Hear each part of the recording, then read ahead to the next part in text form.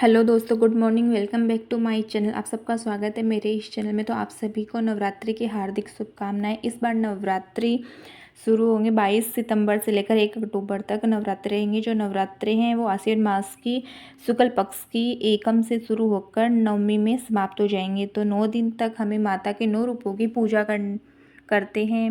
माता की चौकी लगाते हैं, घर पर पूजन करते हैं, उपवास करते हैं और पूरे हर्षोल्लास के साथ हम माता को अपने घर में स्थापित करते हैं। 9 दिन तक हम उनकी पूजा करते हैं। साल में 2 बार नवरात्रि आती है, हर 6 महीने के बाद नवरात्रि आती है। तो इन जो आश्विन मास में जो नवरात्रि है इनको हम शारदीय नवरात्रि भी कहते हैं। तो हम घर पर किस प्रकार से माता की चौकी लगाकर सरल तरीके से पूजा कर सकते हैं, तो वो आज हम इस वीडियो में जानेंगे। तो सबसे पहले हम एक पाटा या पटड़ी लेंगे, उसके ऊपर लाल रंग का वस्त्र बिछाएंगे। माता को लाल रंग अति प्रिय होता है, इसलिए हम लाल रंग का वस्त्र बिछाएंगे। उसके बाद चावलों का आसन देकर हमारे पास जो भी फोटो या प्रतिमा है, मूर्ति है या फिर कोई भी पोस्टर है, तो वो हम माता का प्रतिरूप लेंगे। उसके बाद हम थोड़े से चावलों का आसन देकर हमारे घर में जो भी गणेश जी हैं, गणेश जी का भी हमें पूजन करना होता है नवरात्रि में, तो हम गणेश जी को स्थापित करेंगे। हमारे घर के जो भी गणेश जी हैं वो हम लेंगे। उसके बाद हमें थोड़े से चावलों का आसन देकर एक लोटा जल लेना है। उसके अंदर हमें सुपारी, सिक्का, चावल, फूल और हल्दी की गांठ 5 चीज़ें डालकर हमें कलश को तैयार करना है और उसे शुद्ध जल से भरकर उसमें पंच पल्लव लगाने हैं। पंच पल्लव हम तैयार कर लेंगे, हल्दी और चंदन से तिलक लगाकर पंच पल्लव को तैयार कर लेंगे। उसके बाद उसके ऊपर एक कटोरी में थोड़े चावल या फिर हम गेहूँ भी ले सकते हैं, तो वो कटोरी में डालकर हम रख देंगे कलश के ऊपर। 9 दिन तक ये यहीं पर रहेंगे हमारा कलश। और ये जो भी चावल या गेहूँ हमने रखे हैं वो हम नहीं उठाएंगे 9 दिन तक। उसके बाद हम एक घी का दीपक जलाएंगे माता के समक्ष। उसके बाद हम सभी को रोली से तिलक लगाएंगे। माता को रोली से तिलक लगाया जाता है, इसलिए हम सभी को रोली से तिलक लगाएंगे। दीपक का पूजन करेंगे, गणेश जी को तिलक लगाएंगे। हमारे कलश को हम स्वास्तिक बनाएंगे, कलश के ऊपर इस तिलक करेंगे, इसलिए सबका हम पूजन करेंगे। उसके बाद सभी को अक्षतों से पूजन करेंगे।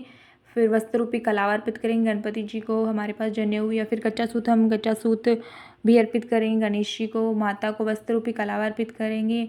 उसके बाद गणेश जी की प्रिय चीज़ होती है दुर्वा घास, तो गणेश जी को हम दुर्वा घास अर्पित करेंगे। पीले फूल, लाल फूल जो भी हमारे पास है हम फूल अर्पित करेंगे, माता को अर्पित करेंगे फूल। दीपक का पूजन करेंगे, दीपक को भी हम पुष्प अर्पित करेंगे। कलश का पूजन करेंगे, कलश को अर्पित करेंगे। सभी को हम फूलों से पूजन करेंगे सभी का। उसके बाद माता को लाल चुनरी उड़ाएंगे। हमारे पास चुनरी है तो हम चुनरी उड़ा देंगे। अगर हमारे पास चुनरी नहीं है तो हम चुनरी स्किप कर सकते हैं। उसके बाद हम मेवे का भोग लगाएंगे, गणेश जी को मेवे का भोग लगाएंगे, माता को भोग लगाएंगे। फिर हम फल का भोग लगाएंगे, जो भी हमारे पास फल हो।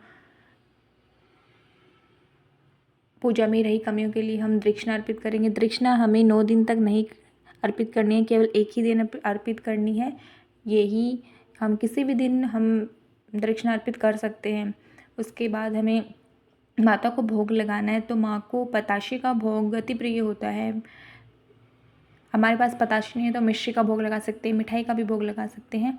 तो हमें भोग लगाने के लिए हमें छोटा सा हवन करना होता है। हवन के लिए हमें जो कपूर होता है, कपूर जलाकर छोटे छोटे टुकड़े लेकर कपूर से अग्नि जलाकर, अग्नि जो होती है वो माता का ही रूप होती है, इसलिए हम अग्नि को भोग समर्पित करेंगे, जिससे कि माता को वो भोग सीधा अर्पित होगा। इसलिए हमें 2 जोड़े लौंग के हमें पहले अर्पित करने हैं। उसके बाद हमें जो भी हमने भोग प्रसाद लिया है वो हम उस अग्नि में चढ़ाएंगे, जिससे कि माता को भोग अर्पित होगा। इस प्रकार हम अग्नि को भोग लगाकर जल वार देंगे चारों तरफ, और इस प्रकार से हमारा पूजन होगा संपूर्ण। इस प्रकार पूजा संपूर्ण हो जाएगी। उसके बाद हम माता को हाथ जोड़कर माता से विनती करेंगे, प्रार्थना करेंगे, हमारी गलतियों के लिए क्षमा याचना मांगेंगे। और हमने अगर उपवास व्रत रखा है माता का, तो हम माता की कथा सुनेंगे, व्रत कथा है वो सुनेंगे माता की, दुर्गा मैया की। उसके बाद जो फूल और चावल हमने लिए थे वो माता को अर्पित कर देंगे और माता से अपनी गलतियों के लिए माफ़ी मांगेंगे। उसके बाद हम माता को माता की आरती करेंगे। इस प्रकार से पहले गणेश जी की आरती करेंगे, उसके बाद दुर्गा माता की आरती करेंगे। पूरी भाव और श्रद्धा के साथ हमें आरती करनी है। इस प्रकार हम 5 या 7 आरती, सुबह की आरती हमें इसी प्रकार रोज़ हमें इसी प्रकार भोग लगाकर करनी है। शाम के समय हमें इस प्रकार से हवन करने की ज़रूरत नहीं होती है। शाम के समय केवल हमें प्रसाद, भोग प्रसाद माता को सीधा ही चढ़ा देना होता है। और इस प्रकार से हमें ये पूजा 9 दिन तक इसी प्रकार हमें करनी है। और माता की चौकी 9 दिन तक यहीं पे रहेगी, हमें कुछ भी नहीं हिलाना है। नवमी के दिन ये चौकी हमारी हम उठाएंगे और 9 दिन तक हम इस प्रकार से पूजा करेंगे।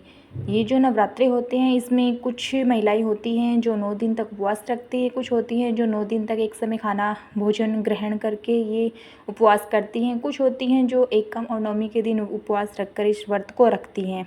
तो अपनी श्रद्धा के अनुसार हम किसी भी प्रकार हम पूजा कर सकते हैं। इस प्रकार सरल तरीके से हमें पूजा करनी है।